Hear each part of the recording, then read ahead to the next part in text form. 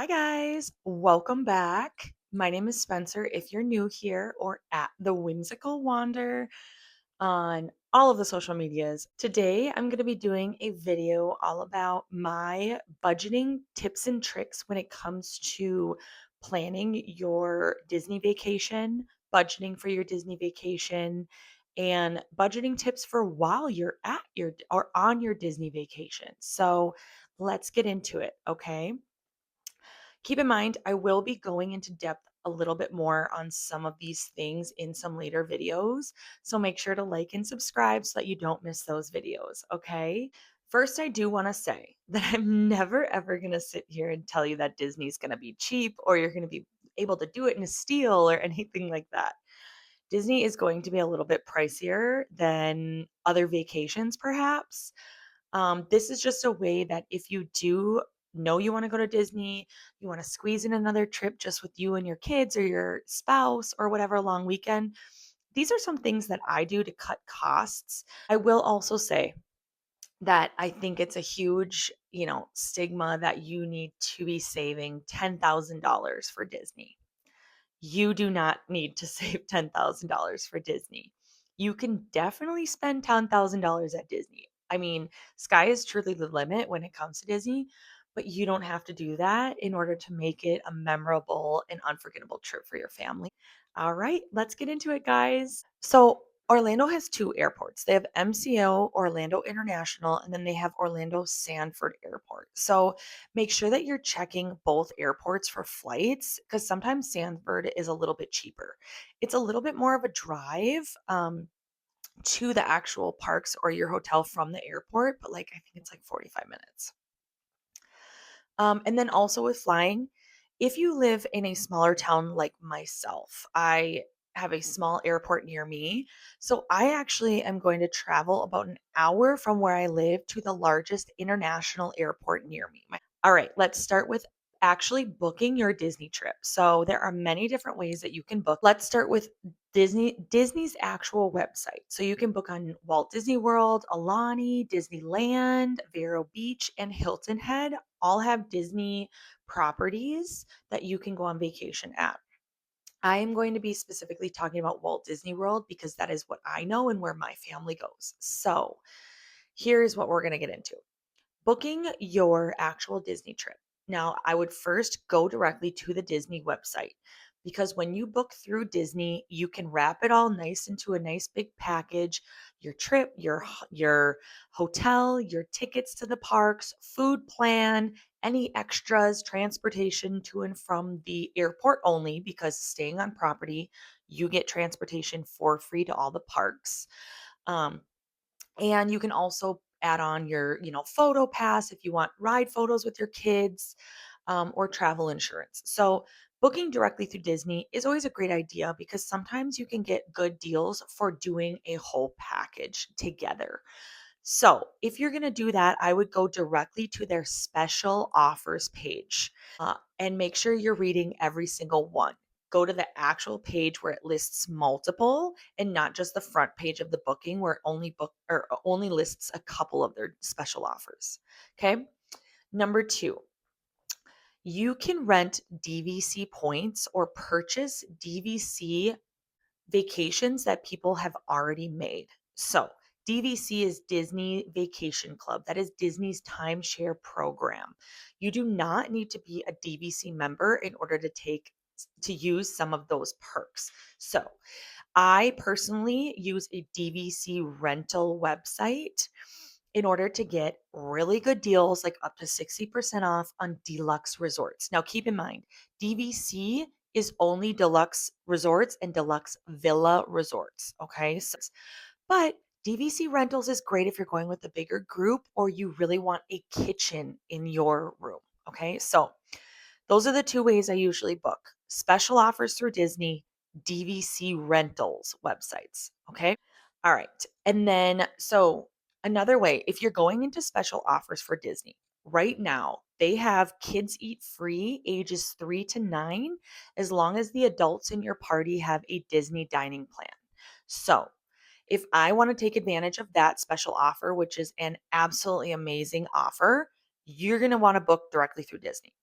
Now, with that Kids Eat Free offer, you can use that with character experience dining. So you can go to Cinderella's Royal Table, you can go to Chippendale's Harvest Feast, you can go to Chef Mickey's, you can go to Topolino Terrace, Tusker House. Okay, you can use your dining plan points and credits for character experiences. So that is a huge discount because I just have to pay for myself and my kids eat free and get to meet all the princesses at 1900 Park Fair. Okay, that is amazing. So make sure you're reading the fine print of those Disney special offers um, for that. Another small thing when booking your Disney trip, try and have flexible dates, okay? Because that can really affect the price. You might not think, well, last week in September it was, this price, and then the week 2 weeks before it's like 50 half cheaper. Yes. Okay. There will be, if you can just toggle with the dates on the calendars on Disney or DVC rentals, there are some dates where it's just a lot cheaper. Back to school, January after the holidays, some of that time, if you can be flexible with your dates, that could potentially save you a lot of money. Okay. So that is booking. Let's get into actually at the parks. Okay. So I am going to show you my number one way that I budget for my family at the parks. These bad boys right here. Disney gift cards. Okay. Disney gift cards never expire. You can get them for Christmas, birthdays, special events, your kids, put them in your safe, save them for your next trip. You can use these towards your vacation. You can use them towards merch, or like I use it as a budgeting system while I'm at the parks. So, those Disney gift cards is all that I will be spending my entire trip. I will not be taking out my debit card. I will not be taking out cash except for to tip the concierge and people at my hotel and waitresses and stuff like that. But other than that, everything will be on a Disney gift card. So I love this for multiple reasons. One, I already know what I'm going to spend before I even set foot in the park. I already have a budget. I, I actually personally like to spread it out by day, by park. Okay, I get this much for Magic Kingdom, I get this much for Animal Kingdom, et cetera, et cetera. So I love Disney gift cards because it's just an easy way to budgeting. Disney is extremely overwhelming. Every ride that you get off, there's going to be a merch store. Every experience, every character meet and greet, you can get some sort of merch for it. So, on top of Main Street, on top of all of the shops, on top of the jewelry, on top of, popcorn buckets, all the things. So, you can definitely blow your entire budget in the first day if you don't have a plan. Okay. I'm a plan girl. I need a plan. Okay. I need a dollar amount that I will not go past, period. So for me and my family, Disney gift cards is the way to go. I buy them throughout the year. I'll buy like $100 a month or whatever. And so by the time my next Disney trip comes, I'll just kind of grab what I've been purchasing or whatnot, and there you go. I can work in a budget based on how many gift cards I have saved in our safe. So that's what I love. I also love Disney gift cards as a educational tool for my kids. Now, my daughter is still very young. My son is a baby, so he's not into budgeting. But I do not think it's ever too early for your kids to understand a budget and that, mom does not have unlimited funds when it comes to things.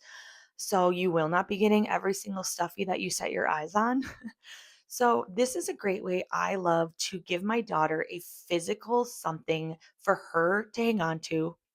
By the way, you can link them to your Magic Band. So she's just holding the card. Okay. I still have the money on my Magic Band, but it's something physical that she can hold on to where when she comes to me and she says, "Hey mom, I want this $40 Olaf stuffy." I can say, "Awesome, that's great.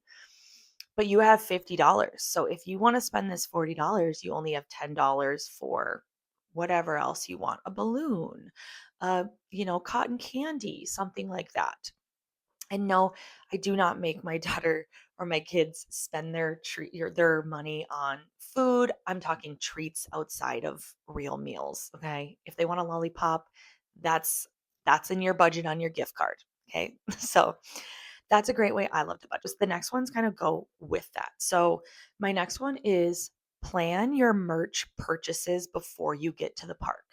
With TikTok, YouTube, Instagram, there are people who will go to the parks for merch drop and film all of the stores. Here's all the merch in this store. Here's all the merch in the Bluey experience. Here's all the merch at Cinderella's Royal Table. Like, you can pretty much see all of the merch that is offered within, like a month time period before you even go. Same with food, new foods, it's not cheap to try the new thing. What if you're going to hate it? I know I have some things I want to try because I have watched, shout out to the Mammoth Club. That's my favorite food tries. She's amazing. Um, I watch all of her videos and she tries all the new foods. So I can see if that's something that I might be interested in or not. So I plan out everything before I even get there. When my family goes in September, I know exactly what merch I'm getting from the Halloween party. I know exactly what food I'm going to try at the Halloween party. I pretty much know every single thing that I will be purchasing at Disney before I even set foot. Again, it's just a great way for me to keep on track and not go crazy because I'm so overstimulated at all the bright, shiny things. Because I do. I love Disney, clearly. I would buy everything if I could, but I'm not going to. So there are certain things that I bring from home specifically for my kids or myself. Now, these things being bubble wands, Disney princess, dresses. Um, if your daughter is wanting to do Bibbidi Bobbidi Boutique, I bring all that stuff with me, the glitter for the hair, the hair bun, the princess dress. I bring all of that with me so that she can still have those experiences and she can still do the bubble wand at fireworks and she can still feel a part of the process. But I don't want to spend $40 on a bubble wand that I can get on Amazon or Walmart for 10. Okay. No, I'm not saying pack an entire luggage suitcase and bring and check a whole thing just for toys and things. No, of course. Of course, there are things that I am going to purchase my daughter at Disney, but those small things that you can definitely bring with you will make such a big difference in your trip and your finances for sure. My daughter's super into little figurines. So I go to Target and I get like the set of 6 figurines for 20 bucks, take them out of the box, put them in a bag, pack them. And then every morning I'll put a little figurine next to her bed to wake up to. So she's excited about a new toy. She can bring it to the parks with her. And again, it's kind of that thing where it's like, well, I already have this Minnie Mouse figurine. So do I really need another one or do I want to save it for X, Y, and Z tomorrow? Next one, I'm sure if you're into it, you're into it. I love Facebook Marketplace, thrifting, Goodwill, anything like that. I am a very frequent flyer of my Facebook Marketplace, specifically Disney stuff. Okay. The majority of people will go to Disney when their kids are young or maybe a couple times, but I see a lot of people going to Disney, getting super excited and overwhelmed by Disney, which is very common. And then a couple years later, they never wear the sweatshirt again. They never wear the pants. They never wear the ears or the lounge fly. And so then they're putting them on Facebook Marketplace for someone like me, a big Disney adult, to swoop in and grab them. Okay. Just today, I got a little Sleepy's pair of pants for myself that were, I think it was released about a year ago. Mickey and Friends for a pair of pants for myself for $15. And when I tell you they're in perfect shape, sometimes it's just not your thing and you just don't wear them. And that's cool because it's my thing and I will be there to grab it. So make sure you're checking out your Facebook Marketplace for, Halloween costumes, kids' clothes, shoes, everything that you can think of Disney. Don't check out your thrift stores, check out your Facebook Marketplace. Okay. The next one is kind of a segue, very similar, crafting. All right. Craft as much as you can. I know I have a Cricut machine, and that machine sometimes, I swear to goodness, is about to light itself on fire because I got it going so much. Don't come for me, Disney, trademark. But so I'm not saying anything, but wink, wink, use your Cricut machine. The amount of water bottles I've put stuff on, the amount of little like keychains I've made out of patches and stuff like that. So craft, craft, craft. Getting creative. It's Disney, Creativity is part of the whole process. Disney wouldn't be Disney without creativity. So grab a little pixie dust, a little magic, and get your little crafting hat on. Get your crafting ears on. Okay? Craft away, guys. So at the parks and things. I don't feel like a lot of people know that you can bring snacks into the parks. You can bring food into the parks. You just can't bring glass water bottles. Okay. So otherwise, you can pretty much bring whatever you want into the parks. You can't bring in a glass beer bottle of beer or anything like that, of course, but within reason. If you're going to make some peanut butter and jellies, or, for me, I have two young kids. I'm going to be bringing the goldfish. I'm going to bring the, go go squeezes. I can bring for snacks because they don't need to eat a $15 Mickey pretzel every time they want a little snack. I'm going to be eating the majority of that anyways. So, what I do, pack as much as I can, pack little lunches or breakfasts or snacks or drinks. And then I just get kind of the snacks I want to purchase. And of course, I share them with my kids. You guys are more than welcome to try them. I'm not going to get anything too spicy or crazy where they're not going to like.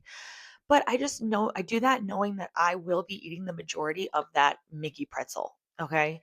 So bring stuff into the parks. Now, if you're like, well, how am I supposed to get snacks? Grocery delivery to your hotel. Okay. Whether you're staying on property or not, I believe you can get it grocery delivery to your hotel. I am speaking directly if you're staying on property.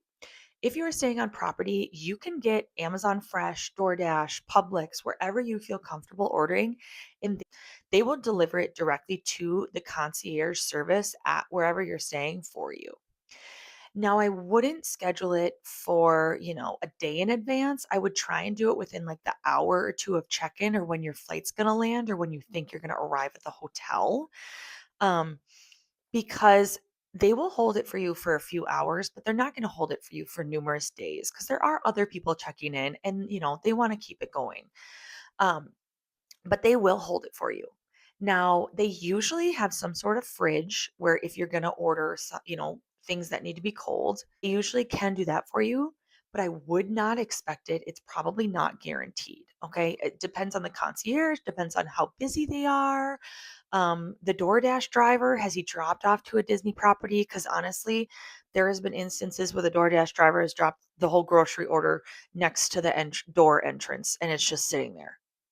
So it's all of these little things. Just be prepared. I would order as much shelf stable things as you can. Wouldn't be ordering a lot of yogurts, cheeses, lunch meats kind of thing, because you most likely are not going to have a fridge in your resort room. You're going to have a beverage cooler. Okay. So you're not going to be able to adjust the temperature, and it's not going to get super cold.